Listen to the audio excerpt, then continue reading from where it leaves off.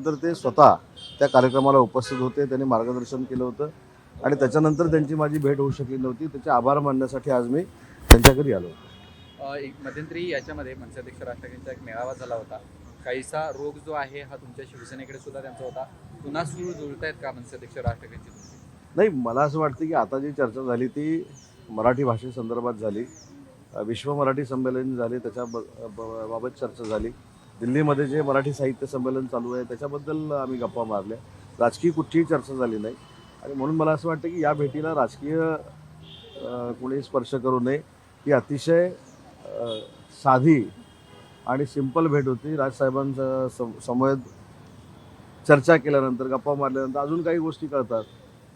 म्हणून मग अशी जसं म्हटलं की तुम्ही अशा पेहरावामध्ये आलो, अशी काही राजकीय भेट नव्हती. देवेंद्र फडणवीसांनी भेट घेतली होती, त्यानंतर तुम्ही भेट घेताय म्हणून राजकीय काही चर्चा झाली का? कारण दोन राजकीय नेते भेटल्यानंतर राजकीय चर्चा होणार नाही. राज ठाकरेंची भेट घेत असताना आता शिवसेनेचे नेते सुद्धा राज ठाकरेंची भेट घेत आहेत. नाही, राजसाहेब हे असं एक व्यक्तिमत्व आहे की राजकारणाच्या पलीकडे जाऊन जरी त्यांच्यावर गप्पा मारल्या तरी आपल्या ज्ञानामध्ये भर पडते आणि म्हणून या भेटीकडे कुठेही राजकीय दृष्टिकोनातून आपण बघू नये.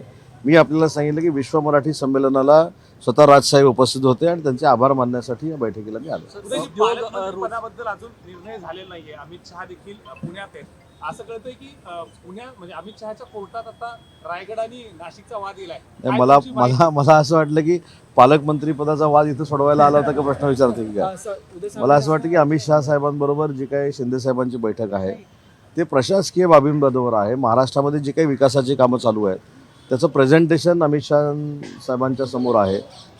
केंद्रामधनं जास्तीत जास्त निधी कसा आणायचा याबाबतची चर्चा आहे आणि अमित शहा साहेबांच्या शुभ हस्ते 20 लाख लोकांना घरं देण्याचा आजचा उपक्रम आहे आणि मला असं वाटतं की पर्सनल भेटीमध्ये काय चर्चा होईल मला माहिती नाही. शिवसेना दिवस झाला आता पालकमंत्री पदाचा तिढा सुटत नाहीये. नाशिकला देखील कुंभमेळा आहे, एवढं मोठं आयोजन आहे, बऱ्याच बैठकांना अडचण होती अशी वारंवार. नाशिकचा कुंभमेळा 2027ला आहे. तोपर्यंत काय पालकमंत्री पदाचा तिढा राहणार नाही. 2-3 दिवसामध्ये सुटेल. शिवसेनेनं मुंबई महानगरपालिकेसाठी कंबर कसले. त्याच्यातच मनसेचं मतदान जर मुंबईत पाहिलं ते सुद्धा चांगलं आहे. महानगरपालिकांच्या निवडणुकांच्या तयारी आणि वारे वाहू लागलेले आहेत. त्या अनुषंगानं जर मनसेअध्यक्ष राज ठाकरे तुमच्यासोबत असतील का किंवा तुमचा काही आशेचा किरण आहे का? आधी पहिली एक लक्षात घ्या की राजसाहेब आणि एकनाथ शिंदे साहेब हे एकत्र अलायन्समध्ये येणार का हा माझ्या दृष्टीनं फार मोठा विषय आहे. एवढ्या पातळीवरच्या चर्चेमध्ये मी कधीच पडलेलो नाही. म्हणून मी अनेक वेळा आपल्याला सांगितलेलं आहे की माझ्या आवाक्याकडे मला झेपतील असे जर प्रश्न विचारले तर त्याचं मी उत्तर देऊ शकतो. राजसाहेब आणि एकनाथ शिंदे साहेब हे जर एकत्र येणार असतील तर ह्याच्या दोघांमध्ये चर्चा झाली पाहिजे आणि आजची चर्चा ही राजकारण विरहित होती. मगाशी देखील सांगितलं की राजसाहेबांबरोबर गप्पा मारल्यानंतर आपल्या ज्ञानामध्ये देखील भर पडत असते. त्यांची एक भाषणाची वेगळी शैली आहे, वक्तृत्व वेगळं आहे आणि त्यांच्याबरोबर बोलल्यानंतर भविष्यामध्ये आपल्यामध्ये देखील इम्प्रूव्हमेंट होऊ शकते. त्याच्यासाठी भेटीचं जर आपण बघितलं तर बरं होईल. आणि उद्योग आणि रोजगार या संदर्भात काही चर्चा झाली का? कारण राज ठाकरे नेहमीच हा प्रश्न मांडत असतात. दावोस नंतर ही पहिली भेट आहे. हा, याबाबत झाली ना. मराठी उद्योजकांवर कुठच्याही पद्धतीचा अन्याय होऊ नये, मराठी भाषेवर अन्याय होऊ नये यासाठी मराठी भाषेचा मंत्री म्हणून मी पुढाकार घेतला पाहिजे हे मार्गदर्शन केलं ना. मी तेच सांगितलं की राजकारणाच्या पलीकडची चर्चा होती.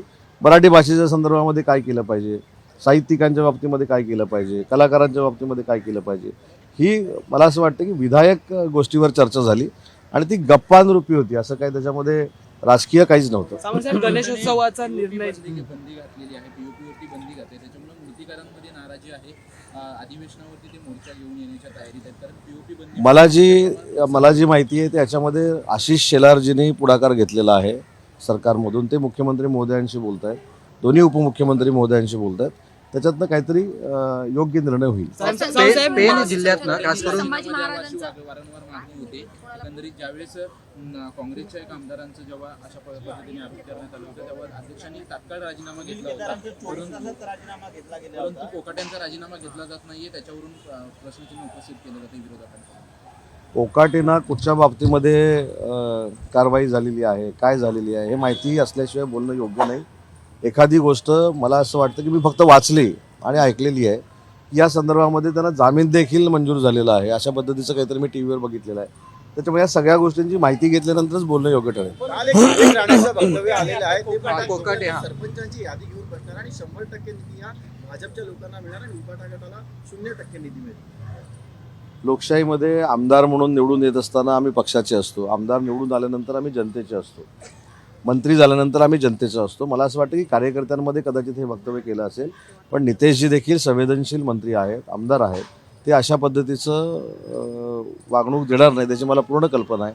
परंतु एखाद्या पार्टी मिटिंगमध्ये सांगितलेली गोष्ट ही तशीच्या तशी प्रशासनामध्ये किंवा ॲडमिनिस्ट्रेशनमध्ये उतरते अशातला भाग नाही. त्यांनी कार्यकर्त्यांना ताकद देण्यासाठी कदाचित हे वक्तव्य केलेलं असेल, परंतु ॲक्च्युअल काम करत असताना ते सगळ्यांना समान न्याय देतील. सर, आधी- संभाजी महाराजांचं जे स्मारक उभारण्यात येत आहे, गेले 30 वर्ष झाले स्मारक उघडलंय, तर कुठेतरी दुर्लक्ष होते का असा सवाल उपस्थित केला जातो. नाही, मला असं वाटतं की अर्धवट माहितीनं काहीतरी ब्रीफिंग झालेलं आहे.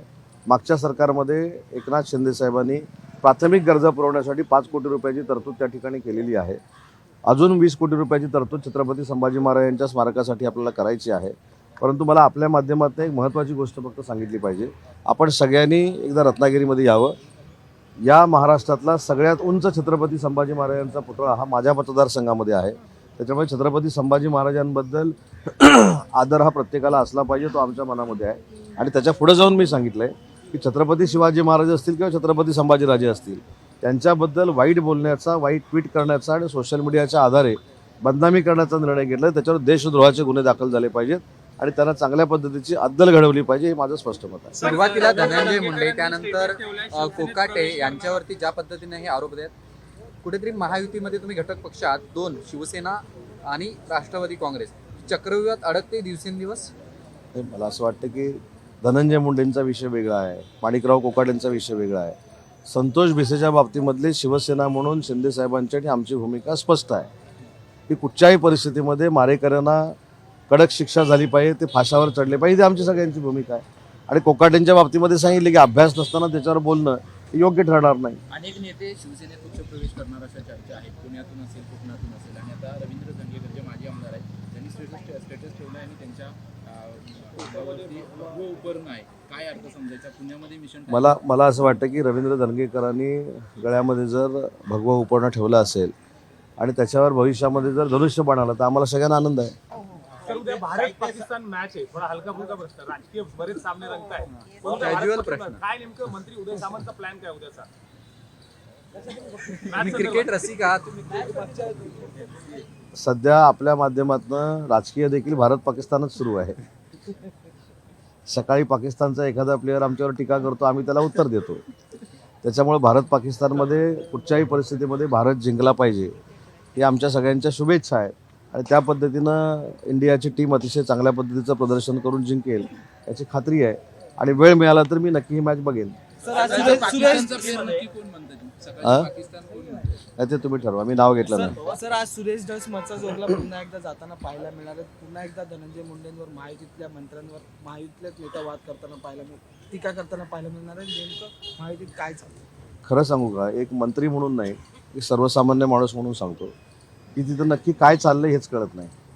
त्याच्यामुळं प्रकृतीसाठी सुरेश धस साहेबांनी घेतलेली भेट, त्याच्यानंतर कालची पत्रकार परिषद, आजचं मस्सा जोगच्या बाबतीतलं त्यांची भूमिका, या सगळ्या त्यांच्या वैयक्तिक भूमिका आहेत. त्यांची देखील एक स्वतंत्र भूमिका आहे, पण आमची भूमिका स्पष्ट आहे. कारण मी स्वतः संतोष देशमुखांच्या कुटुंबाला भेट दिलेली होती. धनंजय देशमुखांची मी अनेक वेळा चर्चा केलेली आहे. त्यांच्या कुटुंबाला न्याय मिळणं ही आमची सगळ्यांची प्रायोरिटी आहे. सर, नाशिकला करण्यात आला. तब्बल 14,000 कोटी रुपये प्रकल्पासाठी खर्च केले. मात्र अवघ्या काही महिन्यात त्या प्रकल्पाला तडे गेल्याचं समोर आलं. विधानसभेपूर्वी हा प्रकल्प खुला करण्याची घाई नडली आहे का, किंवा त्याच्यामुळे अशा प्रकारचे तडे पडल्याचं वाटतं? मी प्राथमिक माहिती जी घेतली ती तडे जे घेतलेले आहेत ते आपण जर प्लास्टरसारखी जी ट्रीटमेंट करतो त्याला तडे गेलेले आहे तसं डिपार्टमेंटनं काहीतरी सांगितलेलं आहे. पण त्याच्यामध्ये पूर्ण माहिती घेतली पाहिजे, चौकशी केली गेली पाहिजे, कोणाच्याही जीवाला धोका होणार नाही अशा पद्धतीची कार्यवाही झाली पाहिजे. सर, नाशिकला मुंबईमध्ये भरपूर रस्ते अशा आहेत ज्यामध्ये पॅच पाहायला मिळतात. आपण जर दादर ते मुंबईचा जो ईस्टर्न एक्सप्रेसवे पाहिला तर त्यामध्ये बहुतांश जागी पॅच पाहायला मिळतात. यावरती काय उपाय? आज एक तुम्हाला सांगतो, आता राजसाहेबांबरोबर जी चर्चा झाली तुम्ही जी म्हणता त्याच्यामध्ये हा एक मुद्दा होता. राजसाहेबांनी हे देखील सांगितलं की महानगरपालिकेला तुम्ही सगळ्यांनी सांगितलं पाहिजे की ज्या ठिकाणी आपण कॉन्क्रिटीकरण करतोय आणि काही ठिकाणी पॅचेस राहिलेले आहेत त्याच्यामुळं जनतेला त्या सगळ्या प्रक्रियेमधनं जाताना अडचण होते. तर ते एक महानगरपालिकेबरोबर सरकारनं पुढाकार घ्यावा, हा एक मुद्दा त्याच्यामध्ये आज होता.